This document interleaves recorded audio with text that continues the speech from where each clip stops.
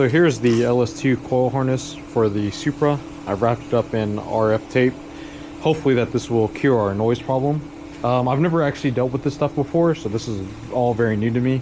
So I actually had to cut it into strips, and what I wasn't sure of is that if I cut it into strips, if it would actually have continuity. And surprisingly it does. So this main section is one piece, and then this secondary section is another, and then these individual ends are all separate.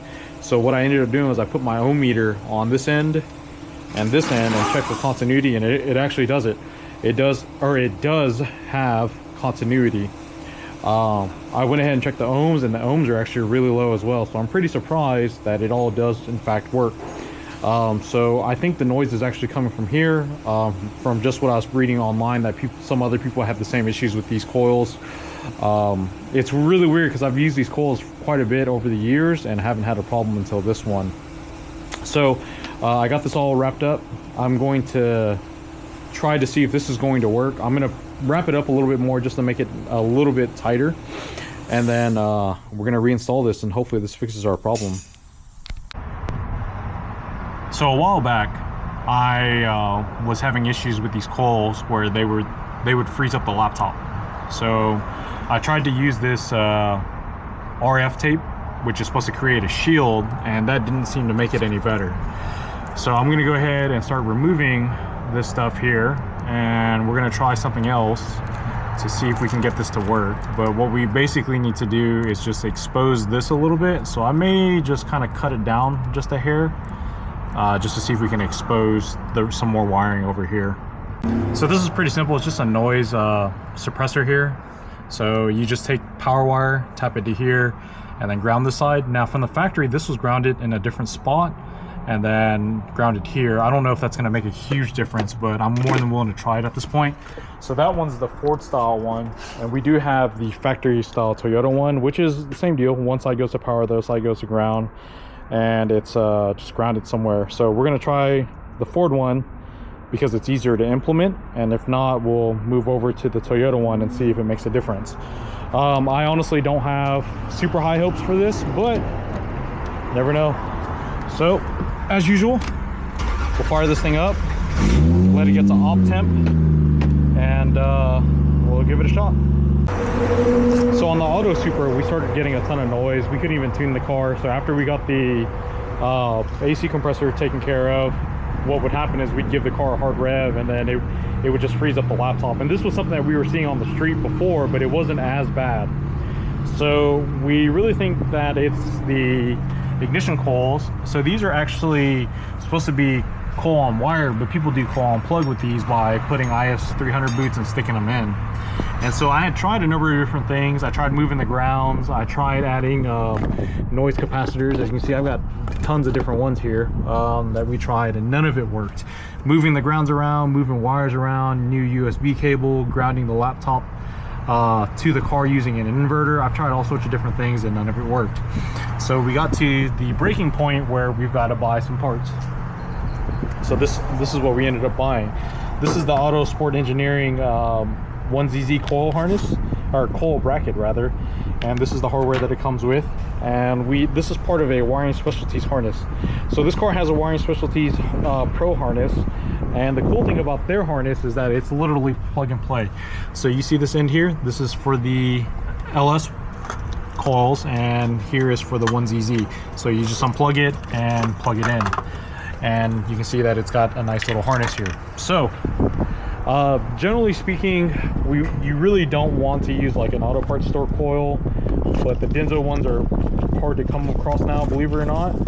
And these also were significantly cheaper and readily available through AutoZone. So, and another thing is that, you know, we really didn't want to just put some money in, and if it not work out, we couldn't recoup our costs. So with these, you know, AutoZone always lets us warranty out stuff pretty good. So I'm gonna go ahead and get installing this, and hopefully, fingers crossed, it'll fix our problems.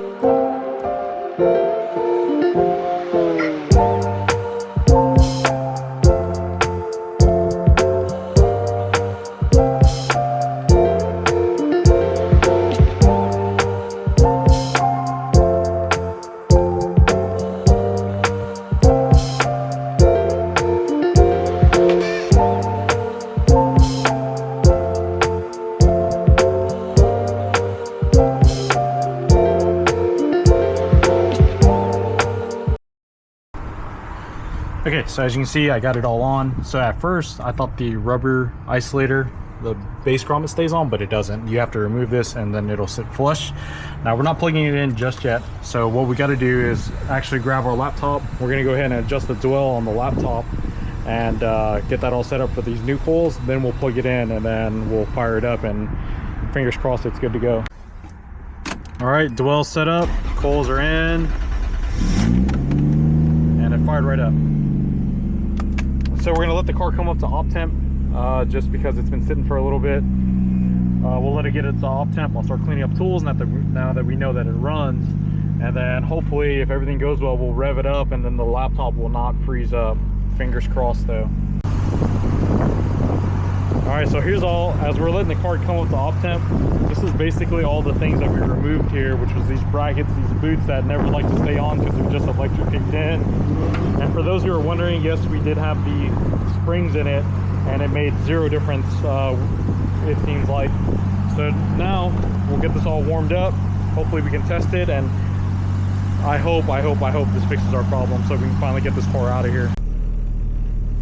Okay, so we are in the car. It's warmed up a little bit, so we're just gonna take this thing out for a drive, and hopefully you guys can see it.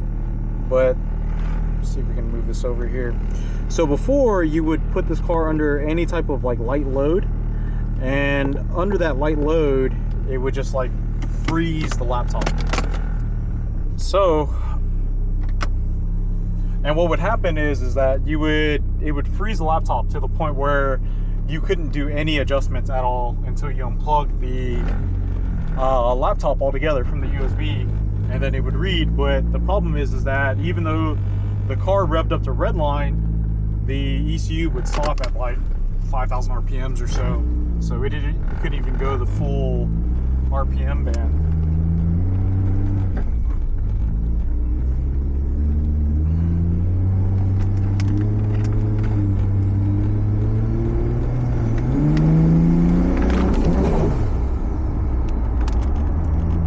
I think we hit some type of cut, but the good news is that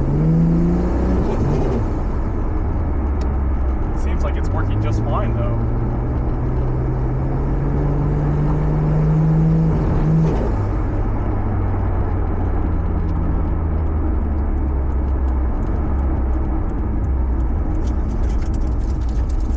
And I'm not gonna lie to you guys, I don't know if it's just in my head or if the car actually runs better.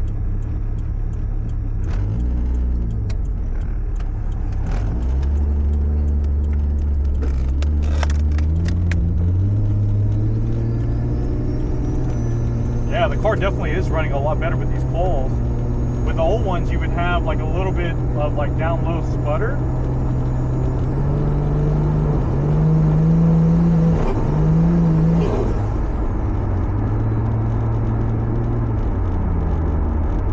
Go ahead and we're gonna, wow, what the,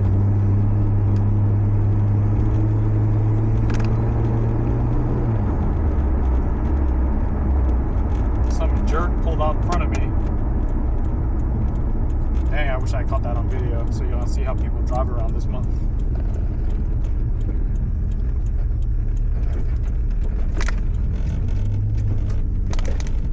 Oh my goodness, hopefully this fixes it.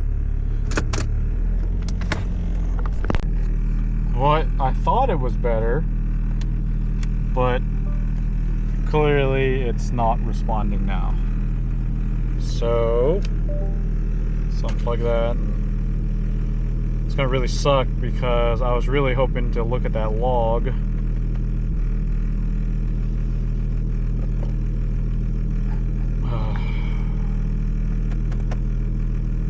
Jesus, man.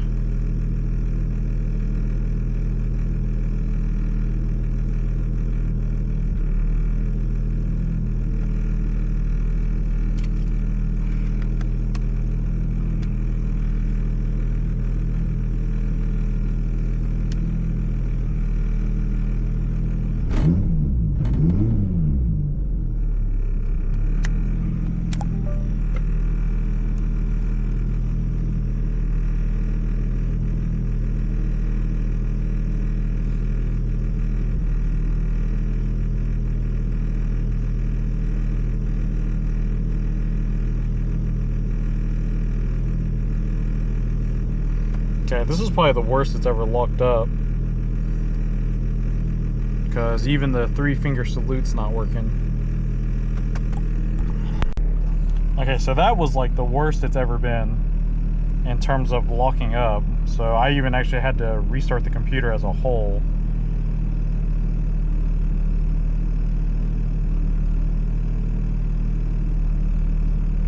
Don't tell me it's just locked up again.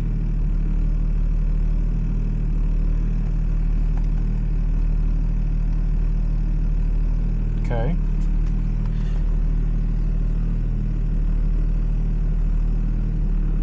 Spoke too soon, I guess.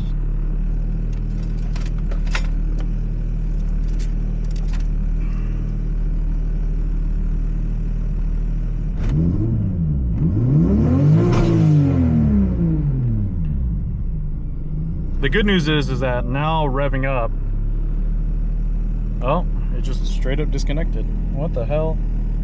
But it didn't lock up, so that's a start. So we're on the right track, just not fully on the right track.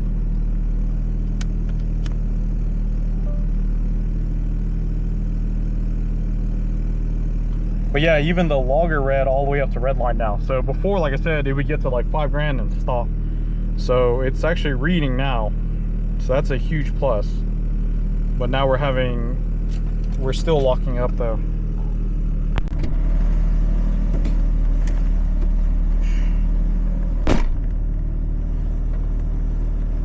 All right, we're gonna try this again. This time I'm also gonna wear my seatbelt because of that jackass that pulled out in front of me.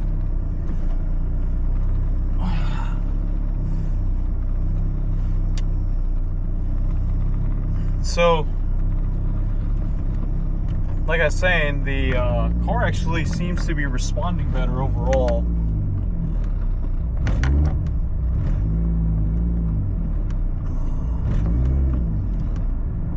Of course, I can't see out of this rear window to save my life.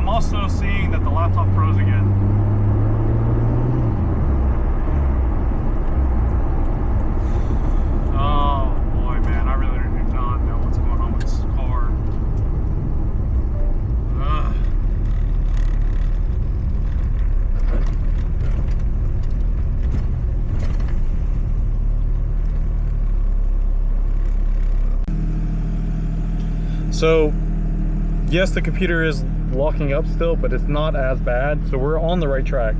I'm actually able to read logs all the way up to red line now. So, and it just like randomly locked up right beforehand. However, what I can tell us too is that we are in fact hitting fuel cut. So our boost cut is set at 14 pounds of boost basically.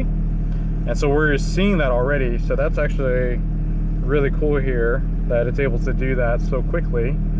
Hopefully that's not another problem that we're gonna have to chase, but we are making some type of progress. Is it perfect? No, not at all, but at least we're getting there.